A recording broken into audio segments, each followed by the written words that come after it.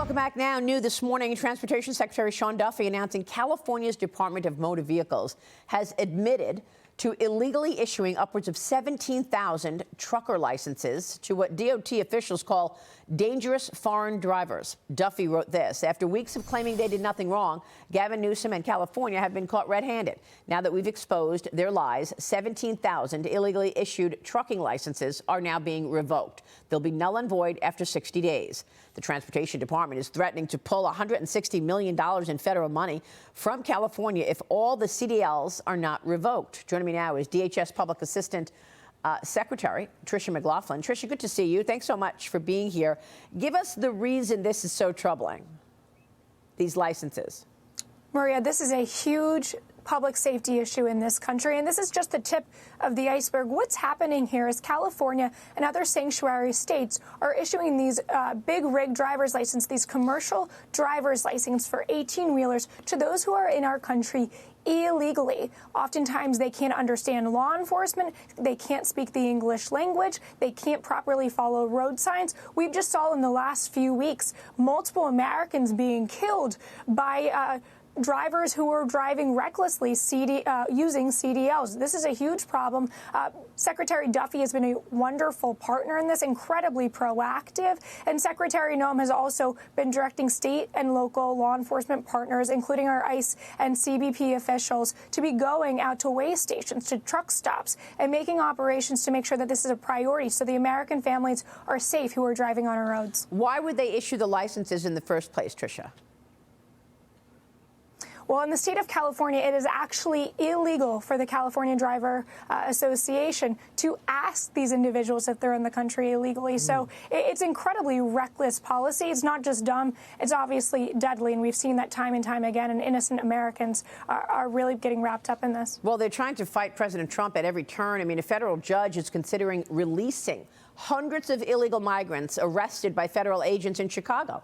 The National Immigration Justice Center is arguing that these illegals were arrested in violation of a consent decree in state law. Meanwhile, a local Chicago gang reportedly putting their own target on federal immigration officials. Tricia, what's being done about all of this in Chicago?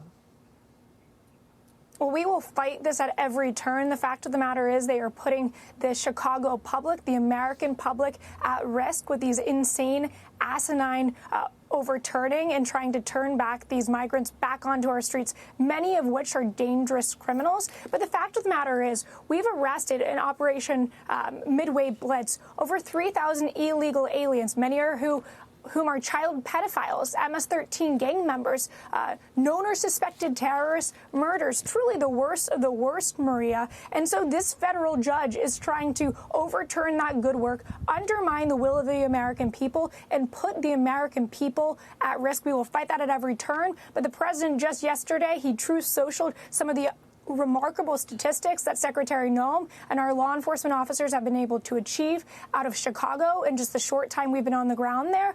Carjackings are down 48%. Homicides are down 16%.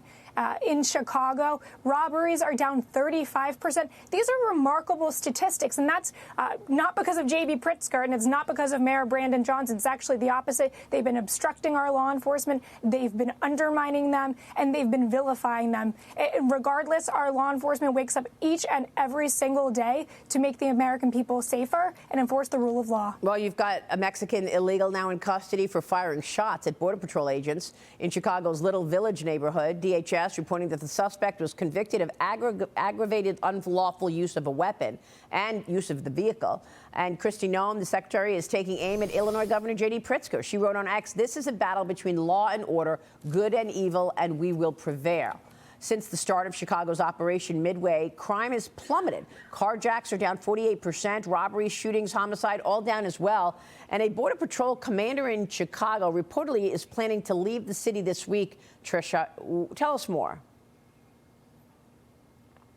We will remain in Chicago. We have ICE and CBP officers there. We've seen fantastic results under President Trump and Secretary Noem, and we will continue to bring those to Chicago and other sanctuary cities across the country. But what we've also seen in Chicago, like you said, those violent crime rates have been plummeting. But J.B. Pritzker and Brandon Johnson really should be saying thank you instead of the obstruction and the violent language we continue to see out of them.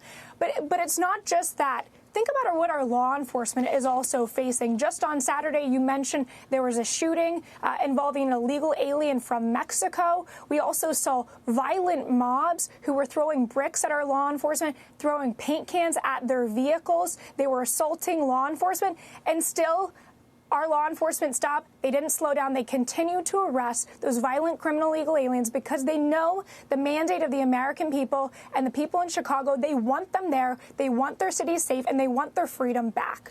President Trump has talked a lot about ensuring that the criminals are picked up and sent back home. Tricia, what do you want to say to critics who are questioning whether or not ICE has gone beyond that mandate and is arresting people who've done nothing wrong? They may have come into the country illegally, but are trying to work and have an honest life. What do you want to say to those critics? Because the president is also bringing this country back to watching and following the law. Well, the facts are on our side, Maria, and the facts are on President Trump's side. The fact of the matter is 70% of those illegal aliens who have been arrested under this administration either have pending criminal charges or prior criminal convictions against them. But also, Maria, I think that those critics are forgetting these illegal aliens have a choice. They didn't just make a choice when they illegally entered this country, but they have a choice today. They can decide to leave now, get a $1,000 exit bonus and a free flight home, potentially preserving the opportunity to return the right way, or they can stay here, they can be arrested, they can be deported, and never return back to the United States. I think that's a very generous offer of the American people of President Trump. It's a great point. Tricia, good to talk with you. Thanks so much. We'll be watching your work.